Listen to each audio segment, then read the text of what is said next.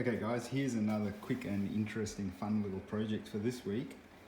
This is a quick and dirty thrust, torque, power, efficiency calculator, because the guys that make these props, they don't give you any of the performance curves for these props. In fact, the guy told me he's been working in the industry for 20 years and no one's ever asked him about that. He said they go and file the prop and then go out and experiment and file the prop some more. Real trial and error crap. So anyway, I'm setting this up. This is going to be hanging off the end out here on some bearing blocks. So we can drop that in the water. Up at this end, a couple of different experiments, gearbox without gearbox. The motor is going to be fitted in a little gantry in here that's going to allow it to slide backwards and forwards and rotate in these bearings. They're nice big 50mm internal diameter bearings. Take the motor here. That's going to allow me to do a direct torque measurement on the motor as well as a direct thrust measurement. And now knowing the torque and the RPM, I'm always going to be able to know the mechanical power that the motor is generating.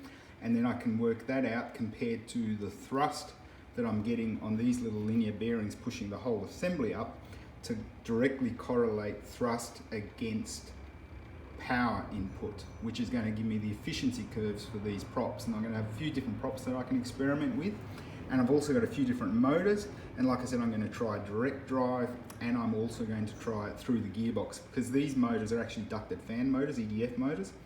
They're spec'd at about 50,000 RPM, while this prop that we've got here tends to operate at the below 10,000 RPM. So it's definitely not optimum for direct drive.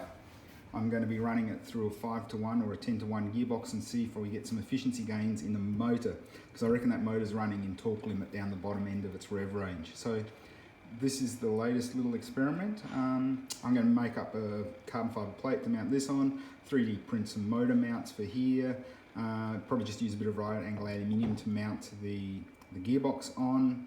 That's going to allow the motor to directly freewheel in these bearings so I can measure the torque. I'm going to have a strain gauge measuring the torque, and then externally mounted on here, I'm going to have a strain gauge measuring the thrust that I can calibrate. Simple, cheap Sparkfun strain gauge running into an Arduino so I can run the RS-232 into the computer and log it. So that's the current project as it stands.